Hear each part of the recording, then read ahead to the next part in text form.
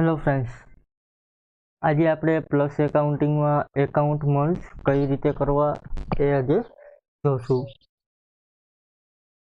તો સૌપ્રથમ અહીં આપણે ડેમો વર્ઝન ખોલી લેશું અથવા તો પ્લસ એકાઉન્ટિંગ ખોલી લેશું. અહીં ડેમો વર્ઝનમાં જશું.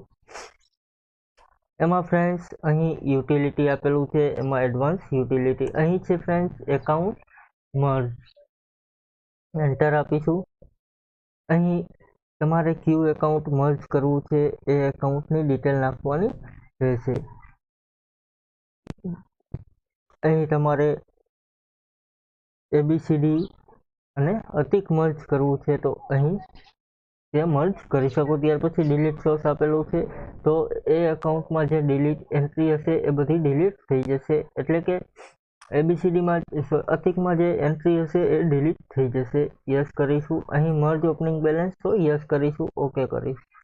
એન્ટર આપીશું. યસ કરીશું. અહીં એકાઉન્ટ આપણું મર્જ થઈ ગયું છે. હવે રિપોર્ટમાં જોશું.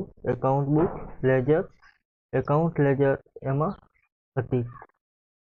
તો જે એન્ટ્રી હતી એ બધી અતિકમાં આવી ગઈ. એબીસીડી અહીં તમને જોવા મળશે નહીં, એટલે કે એ એકાઉન્ટ અહીં ડિલીટ થઈ ગયું છે ફ્રેન્ડ્સ.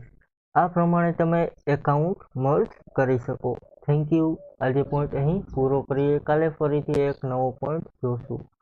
Thank you.